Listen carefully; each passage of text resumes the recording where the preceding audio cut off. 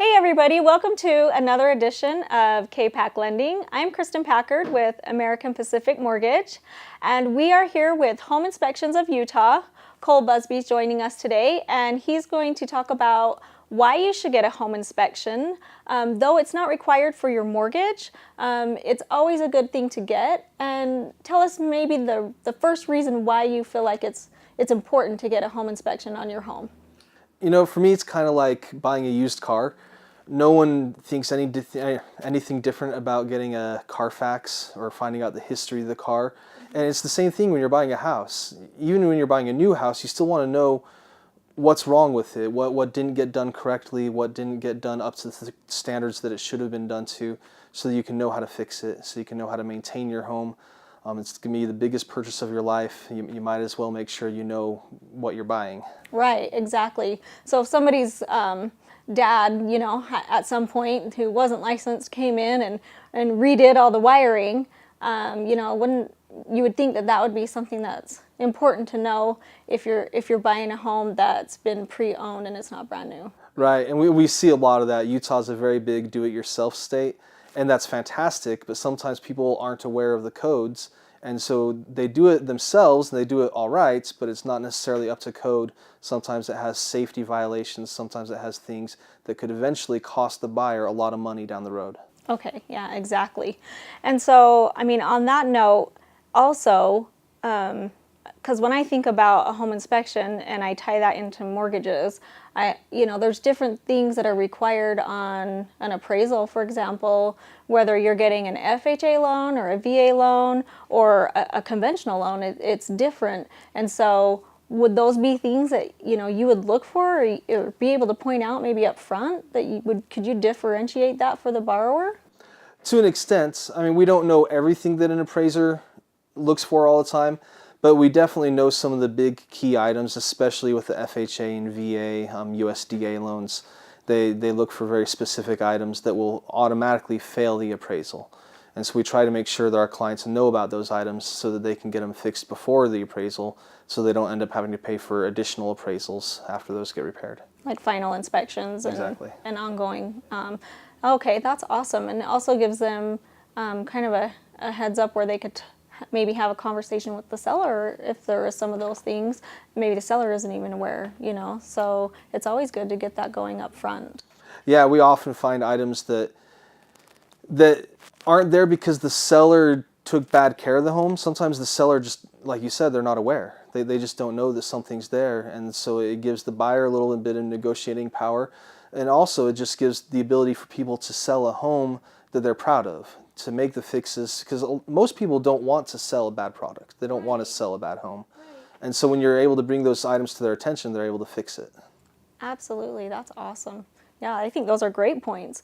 And also, what's the biggest unforeseen problem that you usually see arise during a home inspection, just for the buyer's knowledge or our consumer's knowledge? What's one of the biggest problems that you usually see?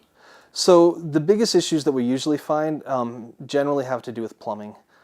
That we didn't have really good plumbing materials until about the past 20 or 30 years. So any home that's built more than 20 or 30 years ago usually has some kind of plumbing that's going to eventually fail.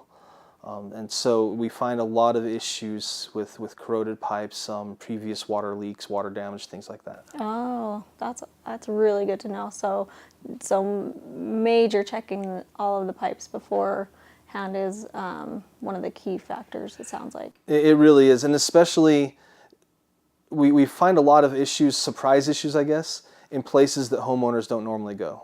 Sometimes we'll go up into an attic and we'll find extensive water damage from a leaky swamp cooler or something like that. Which they wouldn't even know was Which there. they would never even know. Or we'll go down into a crawl space, and no one I don't even like to go into crawl spaces, but we'll go down into the crawl space and we'll find a burst pipe that they had no idea was leaking water under there and can eventually lead to mold or other issues. Okay. Just because, who goes in their crawl space? Not very many people, yeah, unless they have to. So, speaking of mold, what if you did find mold? What would be the first step that you would take if you found mold as an issue or that problem came up, while you were doing an inspection? So it kind of depends on where you find the mold. If you find it on the ceiling above your shower, that's probably just surface mold from too much steam from the shower. But if you find it like below a window and there's dampness, there's a good chance that there's been a constant leak, and that means the mold has had a chance to really take hold in the walls. So if we find evidence of mold, people really should get a mold test, which will give them a better idea of how much mold is in the house and if it's dangerous varieties. Because there's a lot of different mold varieties, and not all of them are dangerous. But mold can be quite expensive to clean up if it has been an issue. Fortunately, Utah's a desert, and so if there's not a constant water leak, mold usually doesn't grow to be too big of an issue. But if there is the water, it can be pretty big. Okay, that makes sense. Awesome. Okay. Well, and also, what are the costs of like a standard, because this is something that's kind of an upfront cost. And so what would you say is the cost of like a standard inspection for a buyer these days with Home Inspections of Utah? So our standard inspection starts at $295, and that's for all homes up to 3,500 square feet, which is actually a lot of home for that much inspection, for that much money. We start off in the attic. We go into the attic if we can, which usually we're able to at least get through the access, if not all the way in. We always go on the roof. We check everything from the flashings to the structure to the chimney to the mortar in the chimney, all that. We do a very thorough exterior inspection, and then we go onto the interior of the house. We look at all the plumbing. We look at all the wiring. We look at all the appliances. We check out furnaces, water heaters.